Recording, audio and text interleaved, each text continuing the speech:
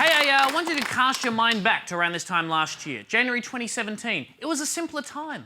Barack Obama was still president. Barnaby Joyce was still Australian. And none of us knew what the hell these things were. Hey, dude, you want to spin my fidget? Get away from me! It was a great time. It was around this time that the federal government was copying some heat over what they'd been sending to some people for Christmas. Nearly 170,000 past and present welfare recipients have been sent debt letters, which many people say are inaccurate, leaving them to fight a system they say has a reverse onus of proof. Oh shit, people, you do not want Centrelink as your secret Santa.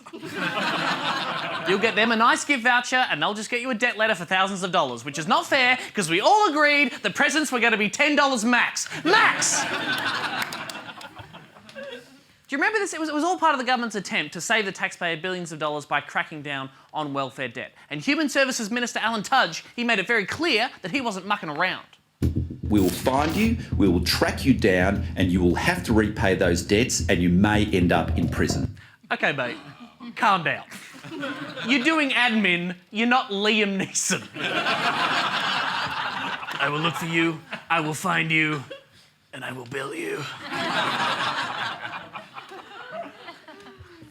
In July, Centrelink introduced an automated debt recovery system that would come to be known as Robo debt, which is kind of like RoboCop if RoboCop worked in a call centre and hated poor people.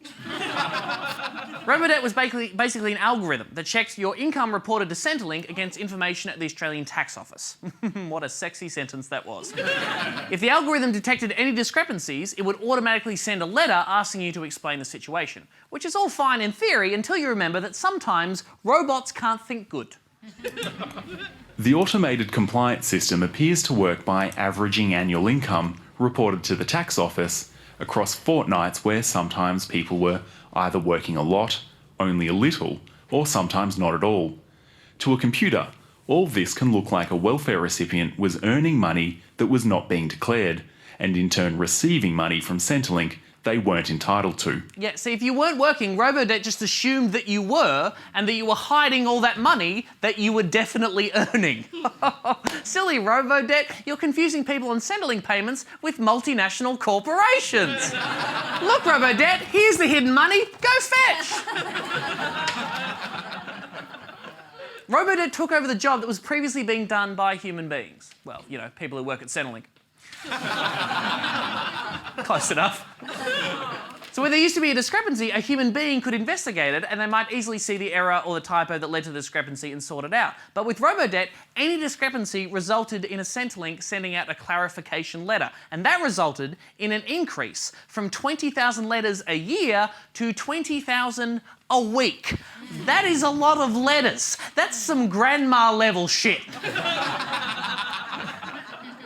So you got this less than perfect algorithm sending out 20,000 letters a week and then sometimes subsequently charging a 10% debt recovery fee. And if Centrelink didn't hear back from you disputing the debt because you missed it or ignored their letters or whatever, they took that to mean that the debt was accurate, which is an approach that I would describe as presumptuous. Like if you texted someone asking them to have sex with you and they didn't reply, and then you just rocked up at their house with a cheeky smile and some lube, some people might question your methods.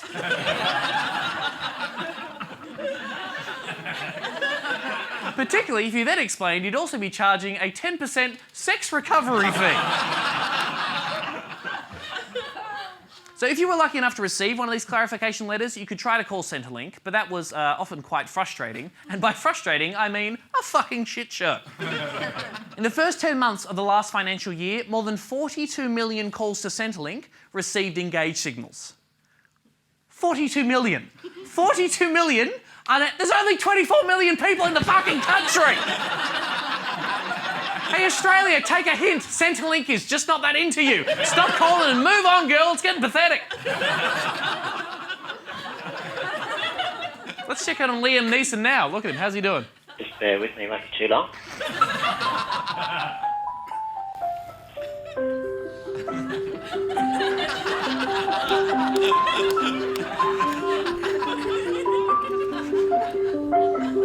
How long we got? Okay. Good. Robodebt wasn't a complete failure. About 80% of the discrepancies it identified resulted in people paying back money that they actually owed to the taxpayer. But that leaves a 20% error rate, which affected thousands and thousands of people. In fact, since July 2016, 49,000 people who were mailed letters were found to owe nothing. People like Darren. Darren's confident his $300 debt will be overturned, but is furious about the amount of time he's had to spend clearing his name. Oh, Darren's furious! Look at him shaking his head at those bloody forms! For someone like Darren, it was a headache, all right? But for some other people, this was a nightmare.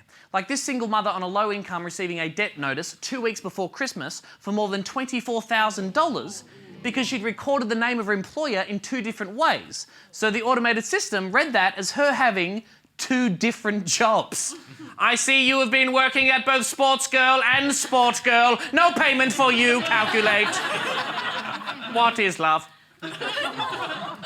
In some cases, due to some out-of-date details, Centrelink even issued debt notices to people who had died.